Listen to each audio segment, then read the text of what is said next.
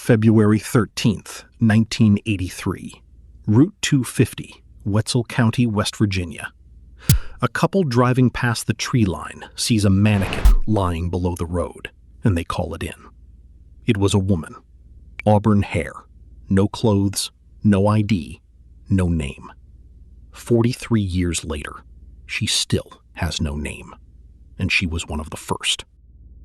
Between 1978 and 1992, along the highways of 6 states, women kept turning up dead. Many had red hair. Most had no ID. The press called them the Redhead Murders. This file is still open. The bodies surfaced along the interstates: Tennessee, Arkansas, Kentucky, Mississippi, West Virginia, Pennsylvania, off exit ramps, on embankments, at rest stops, places drivers pass at 70 miles an hour and nobody looks at twice. Most of them appeared in a single window, late 1984 to the spring of 1985. 6 months, at least 8 open files, spread across 5 states. And nobody agrees how many there were. The careful count says 6 to 11. Some counts run to 14. When victims have no names, they are hard to even count. The files read like carbon copies. A woman found strangled, partially clothed, left within sight of a highway. Red or auburn hair. No purse, no shoes, no ID. And in file after file, one more shared detail.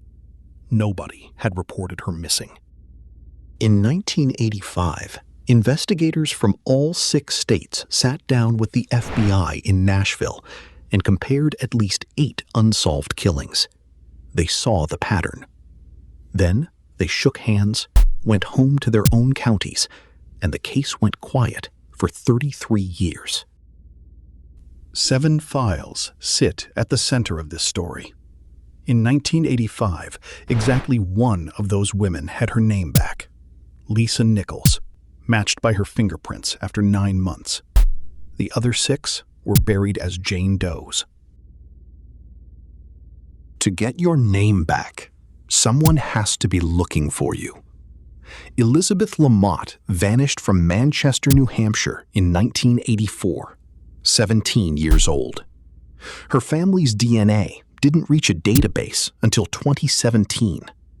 For 33 years, no missing person report was waiting to claim her. These were women hitchhiking between towns or working the truck stops. The FBI's files call that lifestyle high risk and transient.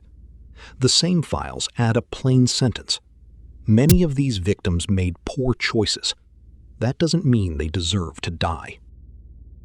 Here is the machine underneath all of it. The interstate highway system. 46,876 miles, built to move anything across state lines in days. Anything and anyone. A former FBI assistant director put it in one sentence. An 18-wheeler is a mobile crime scene, grabbing victims in one jurisdiction, killing in a second, dumping the body in a third. 3 counties, 3 case files. 3 detectives who may never learn the others exist. In 2004, an analyst at the Oklahoma State Bureau of Investigation noticed bodies accumulating along Interstate 40 and called the FBI. In 2009, the Bureau went public with what it found and gave it a name: the Highway Serial Killings Initiative. That initiative's map now carries over 750 murder victims found along American highways and around 450 suspects. The majority of those suspects are long-haul truck drivers. 25 of them are already in prison for multiple murders. The FBI's explanation for that majority is 3 words long: solitary, mobile, minimally supervised. A job description and a hunting pattern, written the same way. In 2018, In Elizabethton, Tennessee, a high school sociology teacher named Alex Campbell handed his students a cold case, the Redhead Murders. A full semester, real files. The homework was a serial killer. The students worked the files like analysts. Red-haired women, hitchhiking or working truck stops, left along one corridor, in one narrow window. That pattern, they argued, was one man. Their 8-page profile, a white male truck driver born between 1936 and 1962. Teenagers had reopened the math. On May 15, 2018, the class held a press conference with Kentucky State Police in the room and gave the killer a name, the Bible Belt Strangler. Their teacher's line stuck. He's eluded justice for almost 40 years, but he is wrong. He made a mistake. 3 months after that press conference, the first card flipped. The woman found beside Interstate 75 on New Year's Day, 1985, got her fingerprints rerun. Tina Marie McKenney Farmer, 21 years old, 33 years a Jane Doe. October 2018. The woman found inside a discarded refrigerator off Highway 25E in Kentucky was matched by DNA against her own children. Espy Regina Black-Pilgrim, 28. Her kids had spent 33 years not knowing. November 2018. Tennessee matched the girl from Exit 44 to that New Hampshire DNA profile. Elizabeth Lamotte, 17. One honest asterisk.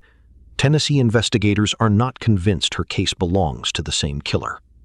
The file says, maybe. The next flip took new science. Genetic genealogy, building a family tree outward from crime scene DNA. On August 30th, 2022, it reached Lafayette, Indiana.